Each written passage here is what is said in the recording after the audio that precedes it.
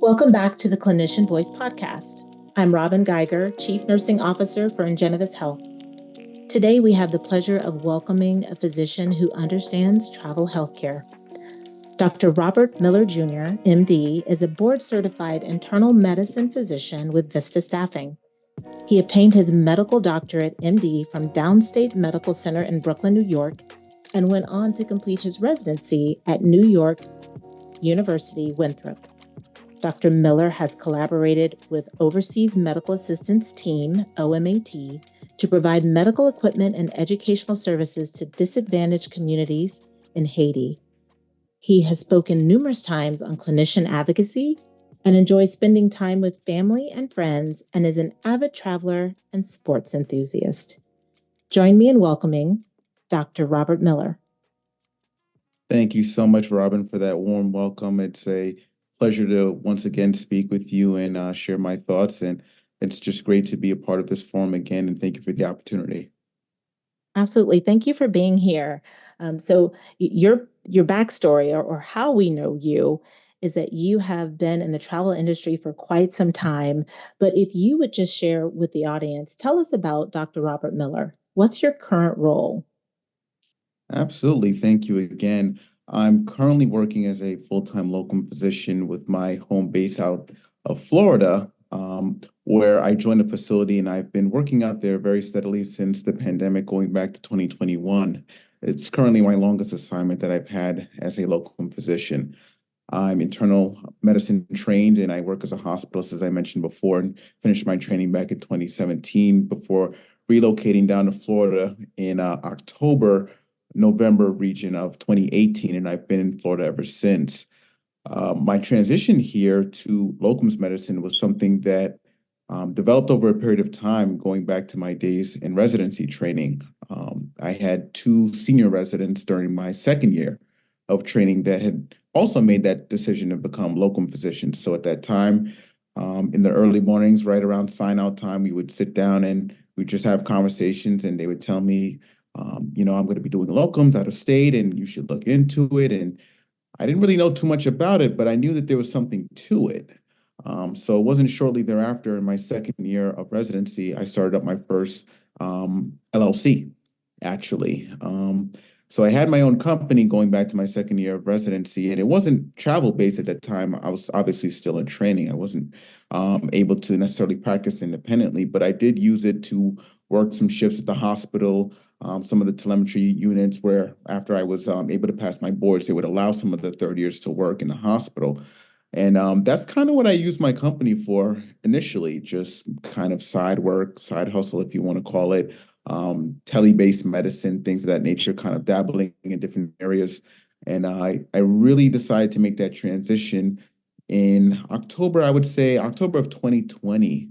I was coming out of the end of a contract. It was the pandemic was still going pretty rampant across the entire country, the entire world, in Right. fact. And at the end of my contract, I saw that there was an opportunity and a need in different communities, and I wanted to help, particularly back home in New York, where I'm from. I had an opportunity to be a part of a vaccination push at the time that the state was going through, and a lot of different areas were going through, and they were looking for providers that wanted to be a part of that change and be a part of helping the different areas and working in the hospitals as well. So I took that opportunity to go back to New York shortly thereafter, and I was also working in Texas at a small facility there that Wow. allowed me to work. Yeah, exactly. And that's kind of where my first exposure came. And I was at that facility in Texas for, I think it was almost 9 months. It Wow. was a great opportunity, one that I would not have had normally because I don't have a Texas license. It's one of the longer licenses to obtain. But Sure. during the pandemic, there were a lot of waivers for providers to be able to practice in different states without directly having the license under the emergency authorizations that a lot of states had put into process. So that's how I was able to get into Texas, and I really enjoyed it. And I That's great. learned that there there was an opportunity for me to really go forward with this and to really take my company to the next level instead of doing it as something on the side to really have it as something that I could rely on. So I started off very slowly, increasing over a period of time, the amount of shifts that I was doing locums, and I would say probably the last 2 years steady, I've probably been about 100%, but I built it up over a period of time, Right. initially just to make sure that it was something that would work, and I found that it's the best decision I've ever made. Wow. So it sounds like you've always had some passion into travel and healthcare combined and being able to move around just a bit in order to provide care. Absolutely. Dr. Stephen Carroll is one of my mentors during my time as a Yeah. not only a teenager, but going into college, med school, residency, things of that nature. And I had the opportunity to visit Milo, Haiti, and that was a wonderful opportunity to work with the overseas medical assistance team and Right. practice medicine. At the time, I was in med school. So at the time, I Wow. was in charge of giving discussions and talks about just common issues, blood pressure control, diabetes, the Right. basics, high cholesterol, things that here in America, we have so much access to resources, but over there, they don't necessarily have the education that we have here. So Hmm. having that first initial exposure really showed me that medicine is a worldwide opportunity to take, Right. share with other people and educate different people and learn as well, right? Because I learned just as much as I was able to share. And from that time, as I went through my training, I always knew that this was something that I wanted to do in my career. So I've always made it a part of it. Now it's just kind of my full-time thing instead of something that I've also done in addition to my W-2 work. That's wonderful. And, so I'd like to shift a little bit um, into a very real challenge that's happening. And I know you've heard me speak before about burnout, and we've talked to nurses and allied. And now, specifically, we're talking to you as a physician. You're an internal medicine physician. You travel quite a bit. I know that you have some exposure to everything that's happening in the world. So, I mean, can you share your personal experience with burnout? If you have that exposure to burnout, I'm sure you probably either been impacted by a colleague or yourself. But I'd love to hear from you of how this is affecting you or how real this is for you. Absolutely. Unfortunately, burnout occurs at all levels of our industry, and physicians are not immune to some of the growing issues, especially following the COVID pandemic. We are starting to see and have seen that there's a bigger burden than maybe we appreciated earlier on. And my personal experience with physician burnout or exhaustion in that regard happened pretty early in my career, shortly after I completed my residency training. One of my first positions as a hospitalist outside of training was back in New York. And at the time, the program that I had joined it was going through a transition period. Um, a lot of their more senior physicians had left the program, and the new director and leadership at the time wanted to recruit graduates that were younger, more vibrant, more open, and wanted to be part of the change over the long term. And I really appreciated that message. And I joined the program, and I really enjoyed the opportunity that I had. But I also learned during that experience that there were a lot of things that are not taught to you or necessarily that you're exposed to in your residency program in terms of training and some of the administrative responsibilities and pressures and working with insurance companies and managing different things that as a resident you do not directly have exposure to, but when you become an attending, you are much more intimately related to some of those issues. And I remember particularly there had been a few weeks where work was particularly challenging, not only for myself, but a lot of my colleagues. Um, Not only just patient related issues, but administrative issues, just different issues that had been popping up intermittently, but had been occurring more frequently. And I remember one particular time. I was thinking about my career, what I wanted out of it, what my ultimate place in medicine would be, and what I wanted to do. I was a new grad at the time. I loved being a hospitalist, but I was still deciding whether or not I wanted to go back into training and do a fellowship.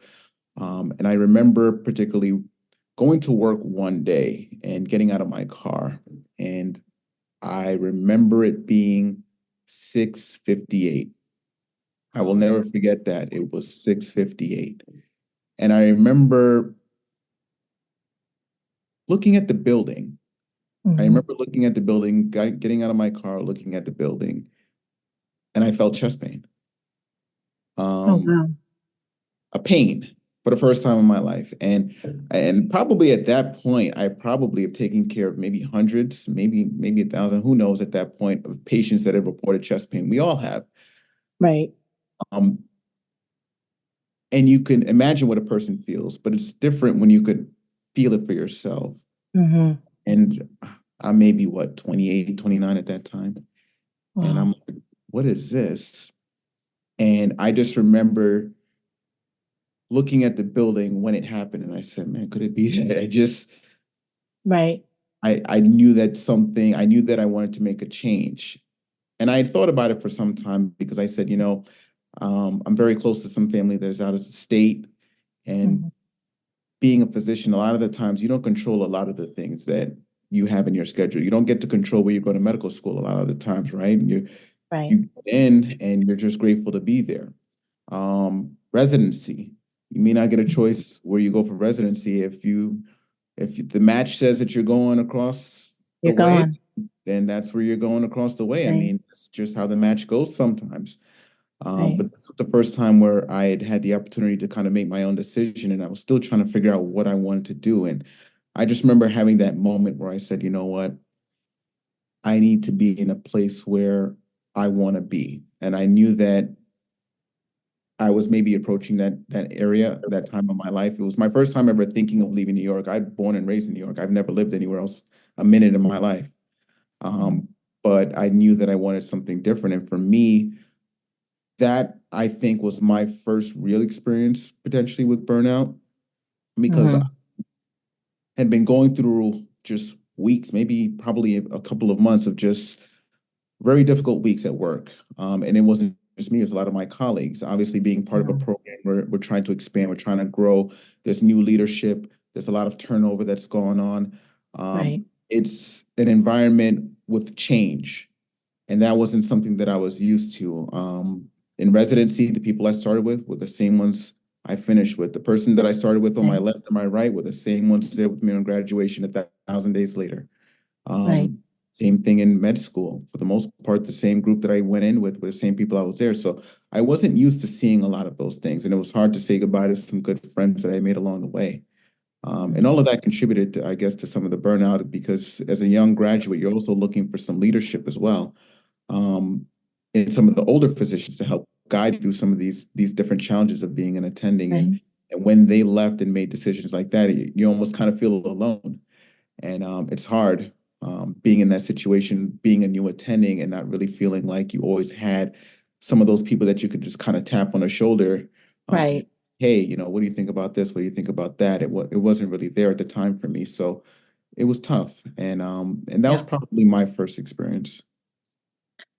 And what you described, I mean, it feels like you went through this physical and mental piece. Like you had the whole body connection when you had your experience with burnout. So it brings me to ask you, were there specific indicators or red flags that maybe were overlooked or that others may overlook when it comes to burnout before the chest pain or before the pain? Definitely, I think for myself, I found myself maybe a little bit more reserved during those time frames. Coming home, sometimes people might say, "Hey, how was your day?" Because especially for my parents, like my mom is always like, "Hey, how was work today?" Because she's always curious, to know what it's like. And sometimes you don't want to talk about your day. Sometimes you're a little bit more quiet about it, just because you just want to have that break. And I think that was for me maybe one of the things where I was a little bit more quiet as to how my days were. I probably noticed that I was a little bit more fatigued. Um, Probably not going out as much, but I think I ignored some of those things just for the simple fact that I said, you know what, you're a young attending. Your focus needs to be on building up your knowledge base. Your focus needs to be on putting your patient first. Your focus needs to be on helping this program grow because that is part of the reason you're here as well, is to help this program grow, be a part of the change. And that takes time if you're going to be building and helping to build something from the ground up. That takes sacrifice. So I think I looked at a lot of those indicators and I just said, you know what? No, I'm not going out as much, but you don't need to be going out as much. What you need to be doing is thinking about ways to come up with, so when you go to that meeting on Monday or when we have that meeting on Tuesday, you have something to bring to the table rather than sitting there. Um, I think things like that and the Right. schedule, understanding that with the administrative things that come with it, the peer-to-peers, and there were a lot of new aspects of the job that I had to learn how to navigate, and that took a lot of time. So I think for Right. me, just being a little bit more tired after work, not going out maybe as much, I think were probably two of the biggest things that for me were probably overlooked because I looked at it and just said that, when you're new, like what are you talking about? You Right. need to build yourself up. You need to get the thing going. Mhm. And that's not uncommon. I hear what you said, and then I've heard that so many times before with other physicians and nurses that I've spoken to about burnout. They felt really tired, or they made excuses or validated those feelings by saying, oh well, I'm young, I just need to do this, or it's because I'm working more, but I need to continue to work more because they really need me, instead of putting yourself first.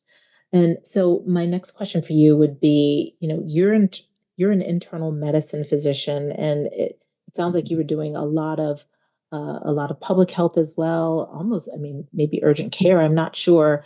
But my question would be, are there certain settings or regions where burnout is more prevalent in medicine that you've been able to kind of notice in your travel and in your transitions? Absolutely. I think some of the more first line specialties of medicine, so my colleagues in emergency medicine in particular, Absolutely. internal medicine, Hmm. family medicine, obstetrics, pediatrics, some of those areas of medicine where, for the most part, you might be the only care that a patient receives. I found that those specialties are at higher risk for physician burnout only Right. because the physician and provider oftentimes will find themselves in position practicing areas of medicine that, although they may have some training in it, it is not particularly their area of expertise. But for the Mm. patient's sake, they find themselves providing care in that region because the patient doesn't have any other resources that are Mm. readily available to them to take advantage of. So you'll often find that for women, as an example, their GYN doctor may be the only primary care that they reliably go to.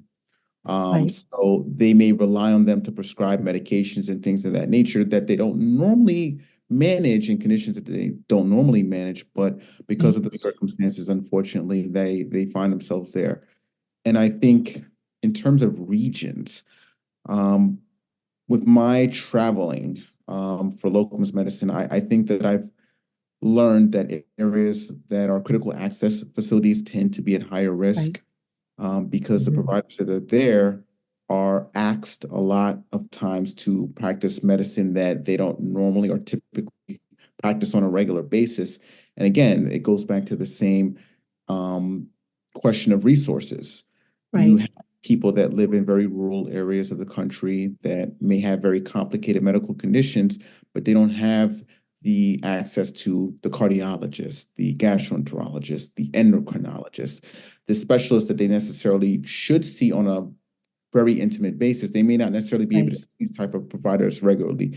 So they go to these facilities, these critical access facilities for care, and Mhm. sometimes whether it be because of insurance issues or logistics issues with family and the patient's personal responsibilities at home, they're not able to necessarily go and get the care that they need. So these providers are doing the best that they can to manage issues that really require subspecialist support.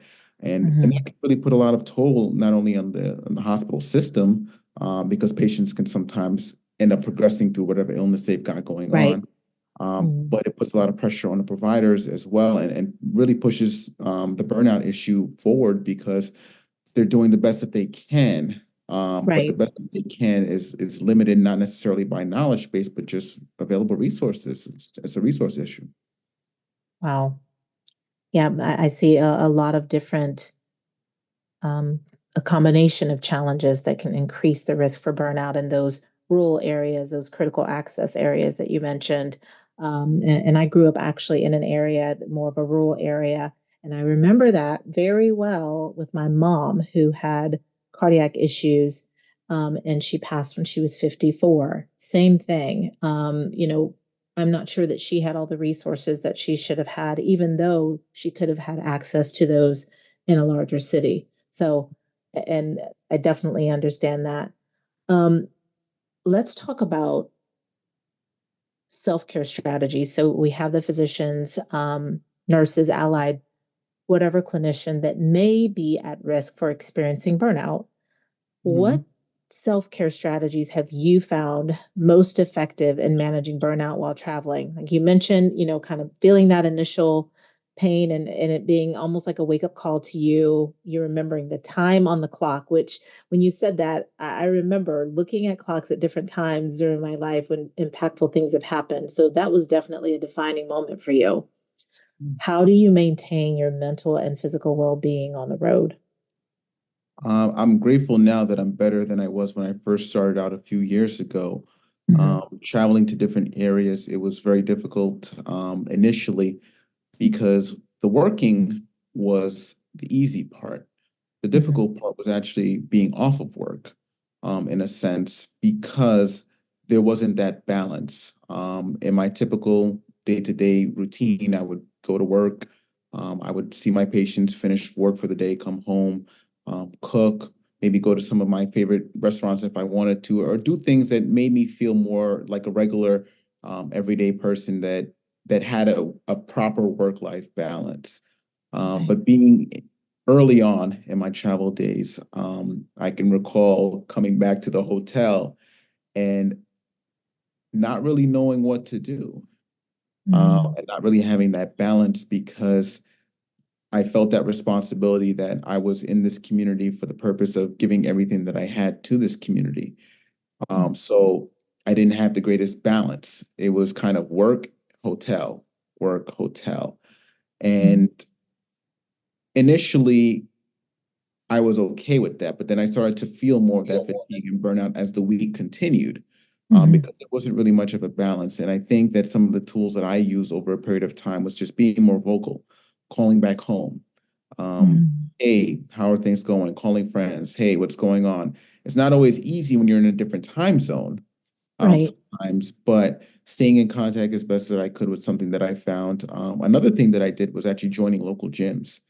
No, Um, that's good. I would Yeah. I would go to whatever city it was, and I would that was one of the first things that I would Google is, Mhm. what gyms are there. I would go and I'd open up a gym membership. Mhm.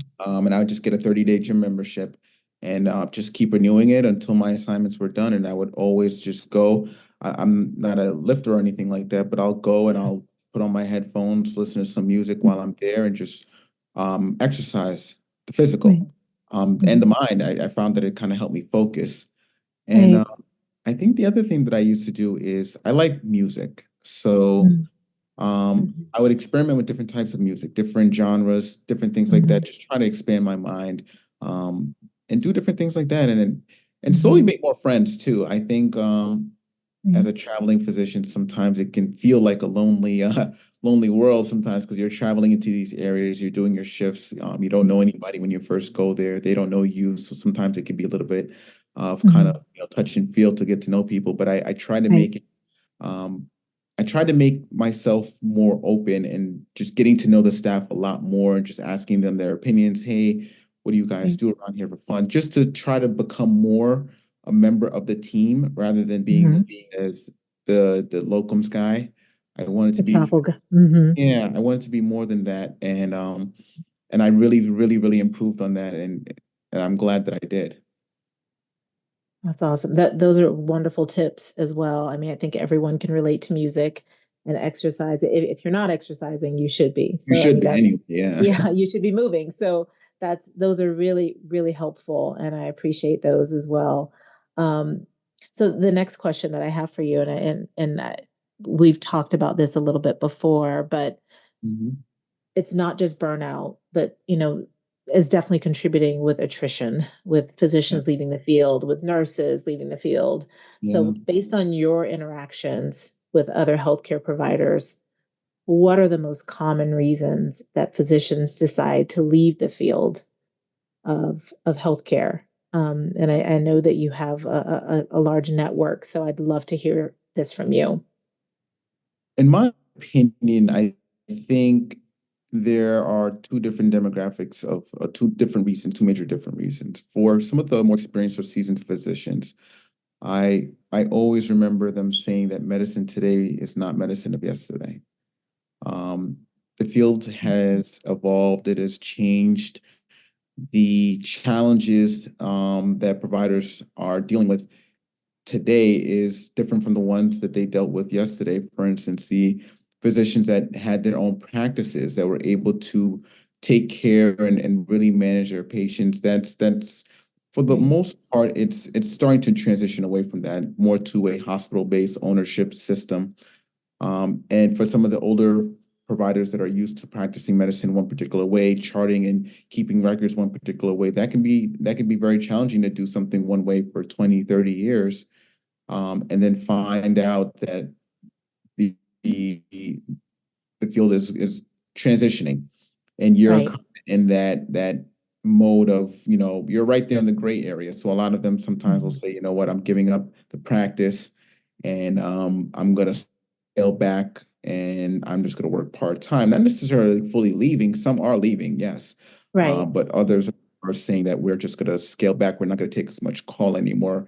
We're not mhm, accepting patients, things like that. They're right. trying to, in some way, have more say More and control, more control, because they feel right. like they've lost that to some extent over a Mhm, period of decades. And that's maybe for some of the more experienced physicians. For some of the younger ones, I think the reason some of their anxiety or their issues are right.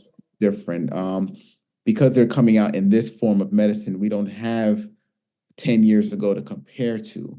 So the Mhm, challenges are a little bit different, but I think um, administrative pressures, insurance companies in dealing with that, mhm, patients. right. Um, I don't know if they're more demanding than they were They're back in the day. I different. wasn't around back. They're Yeah, different. Oh yeah, they're different. right. Um, I think medicine to some degree has also become more of a patient satisfaction rather than patient outcome driven Mm, in some it's a regards. good point. Mhm, Um, it doesn't matter if you did your job well. In some instances, it may feel it's all right, about, did you smile when you walked into the room? right. And that, for some people, can be Mhm, difficult to understand. Even as physicians, you have to understand a large amount of physicians are very practical people. right. They judge their success or failures off of the outcomes of the patient. They're So, patient labs. yes, Yeah, so right. it can be difficult to say, well, you came in here for XYZ, we fixed Mhm, the problem, but the patient isn't happy.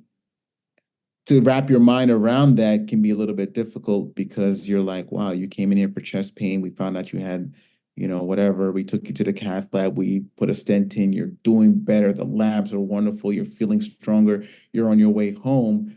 And the patient wasn't happy because of something that maybe is outside of your control. right, And that can be difficult for some of the younger graduates. And to be honest with you, the younger generation of doctors are changing too. right. It's not all necessarily on the patients. The younger generation of physicians are much more in tune with what they want. Mhm, And they're asking for more than maybe mhm, previous generations have asked for, because right. um, society as a whole has changed. I think Mhm, people are to some extent looking more so at their jobs and saying, what can the job do for me right, as well? right. The older generation was not like that, as much. Maybe there were some people like that, but for the most part, I feel like medicine has always been that warrior's mentality. Hmm. going from all levels, nursing all the way up. It's been that warrior's mentality. You put your patient first. You do what you've got to do for your patient, and that's how it is. Um, Exactly. I think some of the younger physicians are saying, yeah, patients are important too, but what's going on with that 401k? When do I vest? How many Right. vacation days am I going to get? Right. Where's the opportunity for me to move up? What are you going to do for me? What do Right. you bring to the table? It's almost as if they're interviewing the jobs as well in that regard. And Right. for those who don't feel like they're getting what they want, they're making that transition into concierge medicine. They're making that transition into Yeah. locum-based medicine.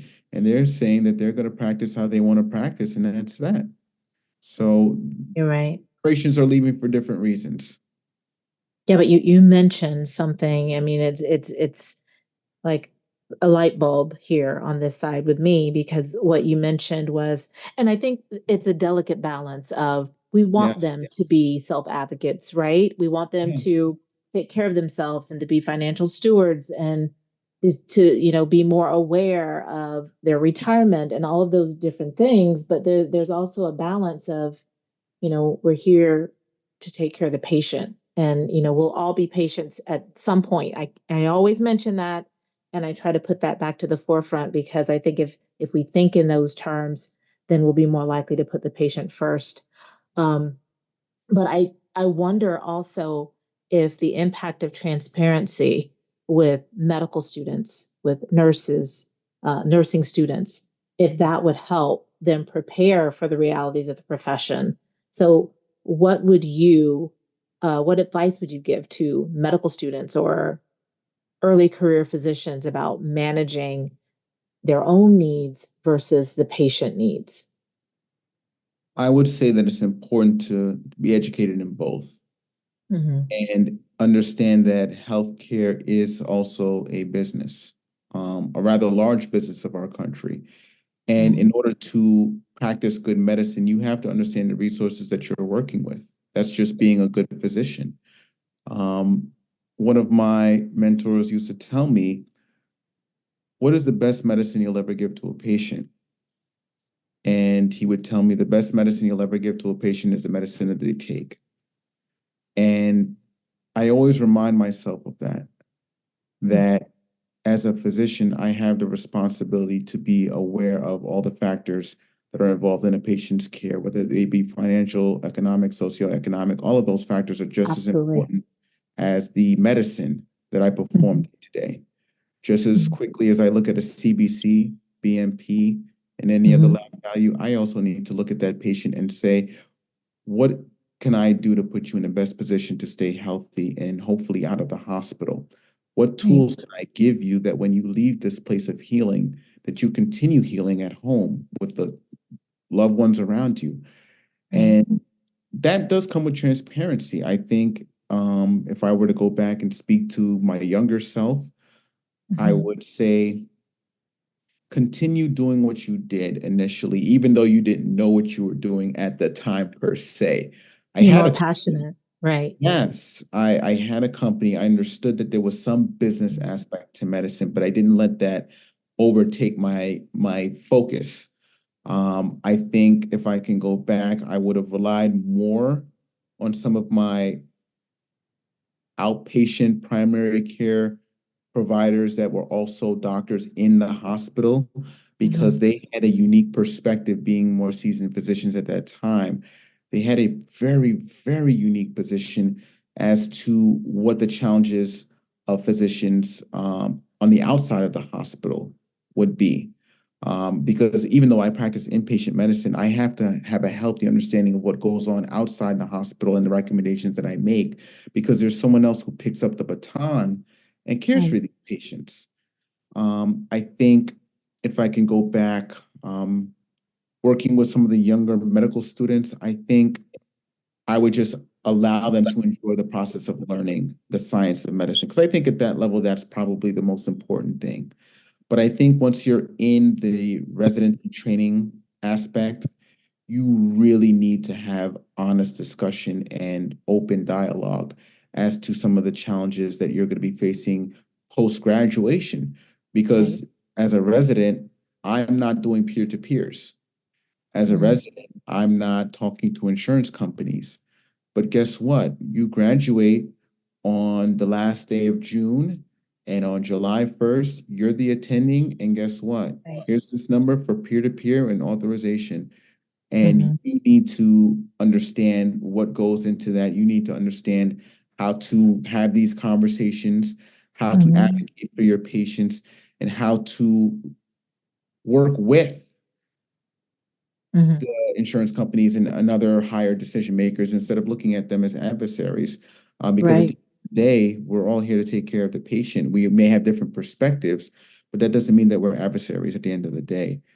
So I think that that's something that residency programs maybe can incorporate more of that into the residency training, not because that's something that is going to be used to limit the recommendations we provide to patients in the care, Right. but understanding that this is going to impact the care. And like I said, the best medicine you're going to give a patient is the one that they accept and that they take. That's true because I mean, you have to have compliance. They have Yes, to have, yeah, they have to have the resources in order to maintain health. Those are absolutely. all amazing points that you made. What steps, we have this huge political piece that's happening right now, and I would have to mention, or we'd have to talk about, at least touch on healthcare leaders and policymakers. And, what would be your suggestions on what they should do or how they should address the root causes of burnout and supporting for these physicians? I think some some work has been done, some positive accomplishments have been done. Mhm. I will definitely give our lawmakers and policy makers credit when credit is due because we are so often in society, we give people blame. So let's Right. give them credit when things are Yeah. being done in a positive manner. Critical access facilities is and legislation that have expanded access to Mhm. healthcare is definitely something that needs to be commended by our policymakers, but we need to take it to the next step. Mhm. One of the things that I think limits access here in America is some of the bureaucracy and paperwork that limits Yes. the ability for providers to be able to provide adequate care. Yeah. With programs such as the IMLC that allows physicians in certain areas to practice in different states without having to go through some of the papers and some of the different things that come into getting a Mhm. license. I think that's a wonderful Right. thing that has allowed myself, as someone who's Hmm. taken advantage of it, to practice and provide care in different communities where otherwise there would be limited access or maybe even no access to care Right. potentially. I think that one of the things that policymakers can do and providers as myself is be our own advocates. Right. Um, it would be unfair as a physician to expect a lawmaker who has never been in my situation to make policy that benefits me without ever having to go through the experiences that I have to go through on a daily basis. So I think that having physicians in Hmm. positions close to the ear of Right. policymakers is where it all begins. And it can't just be during times of election, during times of Mm-hmm. recruitment. It has to be during the times when there are not cameras around. It has to be during the times when Right. um, the real work is done in silence, is what one of my mentors always said. Real work is Hmm. always done in silence. Um, and I think that's Wow. how we get things done. Is continually pushing forward, understanding that at the end of the day, our goal is always to take care of our patients. And it's not just during times of excitement, but it also has to be done Right. during times when it's not as popular as well. Thank you for that answer. And you mentioned throughout this conversation today, you've mentioned a mentor here or there, and it definitely sounds like you've had some impactful mentors in your life. Absolutely. And so, what are your thoughts on mentorship for physicians, early career physician students? It's definitely made an impact on you. what are your suggestions for the reality of obtaining a mentor, and how often, um, what are your thoughts on that? So I'm intrigued by the way that you've included them throughout this conversation's been really intriguing. Absolutely. Mentorship is key. Yeah. Um, just like any good ingredient, any good dish, you have a mixture. And for good medicine, you need a good balance of experience and young energy together. And that's what mentorship allows to take place, the exchange of Mhm. ideas, the exchange of knowledge, in a environment that allows new growth. Um, as I've gone through my career, I've definitely relied on the mentorship of more experienced physicians, and I've also gotten mentorship from younger physicians. Um, There you go. Hmm. Mentorship does not have to be age related, going top down. It can definitely go bottom up. Knowledge comes in all shapes, forms, and Right. I definitely relied on mentorship throughout my career and incorporated lessons learned into my practice. And I think that I've over the years in different places that I've worked, been able to take um, from each different community and incorporate it into myself and share with other people. And I think that that's made a huge difference. It's very important. Even going back to my days in medical school, I've had my mentors that were senior attendings that Right. were able to share their tools and their experiences during their time going through the process, and it helped me deal with my experiences and understand that what I was going through was okay. Um, and tools that I needed to be able to be successful and to navigate. Because medicine is more than just a day-to-day job. There's also a very, very extensive mental component to it too, as well. Being Hmm. able to balance the demands of the job, being able to work interpersonally with different people and different experience levels, and working with families and things of that nature. And mentorship goes a lot into that, and learning the skills and the tools and things that aren't written in textbooks, but are very important lessons to be aware of. So I definitely would encourage all students, residents, and even attendings, even season attendings, to have that group of confidants, people that you can rely on their opinions, and people that hold your interests in high regard, to give you that mentorship and co-mentorship, hopefully. No, I definitely agree. I think reciprocal mentorship is huge, and even mentoring across professions, because Absolutely. they deal with a lot of different things, a lot of different challenges that, can resonate throughout different industries. So thank you for that as well. And Absolutely. I know we're coming to close, or our time is at an end, for this podcast interview, but I've definitely enjoyed speaking with you. And just one last thing I'd like to ask: is there anything else that you would like to share with our audience today? I would like to probably say that not just physician burnout, but just burnout in general. It it is not something that is or should not be something that makes you feel isolated. I think a lot of the time, since I know we're talking about physician burnout, Right. it can be difficult to get help or even to talk to people, because as physicians, you are trained to push, you are trained to work through the challenges, you are trained to do and put everyone else first. And sometimes that comes at a cost of your own personal well-being. And because of that, the symptoms of burnout, before they're identified, have been going on for a very long time, oftentimes before it's ever recognized. And unfortunately, sometimes the physician themselves are usually the last ones to realize it. Right. It's usually um, family members, Mhm. friends, colleagues, patients, Yeah. even random bystanders, Right. are the ones that see the signs well before. And I think it's important to have a good inventory of who you are as a person, who you've been as a person, what your motivations were and are for what you do every single day, and noticing those small changes. If you feel that that energy is not there, that's not normal necessarily to lose the passion that you've had your entire life.